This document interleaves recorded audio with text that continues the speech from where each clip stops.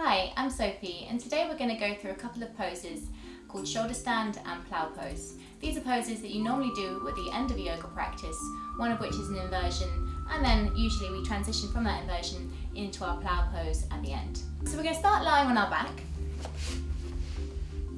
and you're just going to bring your heels in by your bottom, and then take a nice big roll and take your legs all the way over onto the floor behind you. Don't worry if your feet don't touch the ground, that's absolutely fine, they can be here. You can bend the knees as well. And then you're going to have a little wiggle. Make sure that you're on your shoulders and you've not got any pressure on your neck. You shouldn't feel anything on your neck at all. Then you're going to take your hands onto your lower back, walk the elbows in a little bit, and then slowly lift one leg up and the other leg up. And you're going to come here to balance in your shoulder stand, looking either towards your navel or towards your toes, keeping the toes together, toes pointed, but flare the toes so you've got sort of air running through them. Now shoulder stand, we tend to stay in for at least 10 breaths, perhaps 20, and you can stay here for 40 if you would like to, depending on your stamina. It's also quite nice when you're up here to take a few variations. You can perhaps come into Baddha, or you can come into sort of a half split type position. You can take the legs wide. Many things you can do while you're up there. And then when you've done your 10, 15, 20 breaths, you're then going to slowly start to release the feet over your head towards the floor. Maybe they touch down, maybe they don't, it doesn't matter.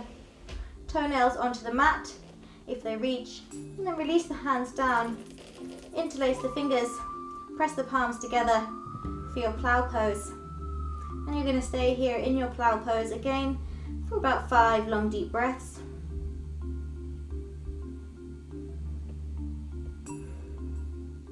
Again, don't worry if the feet don't touch down.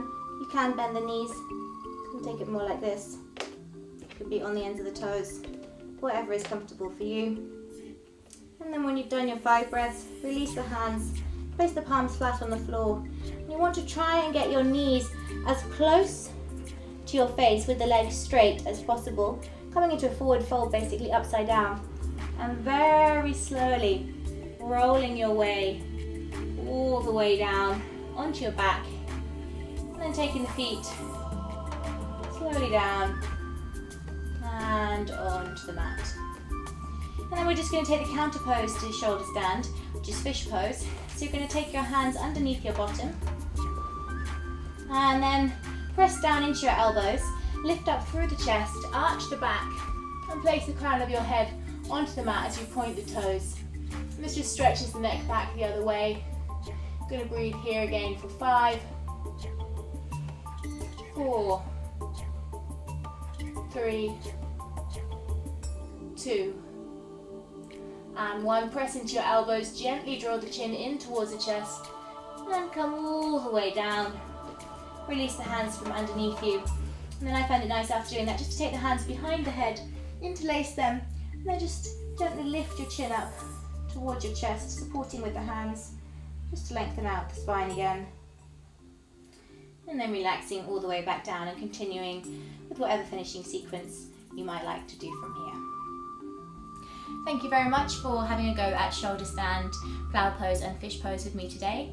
These are great poses to put in at the end of your yoga practice, maybe before a couple of twists or something like that. If you do have any questions about them, please comment below, and if you'd like to subscribe, you can do so above. Thanks for watching, and namaste.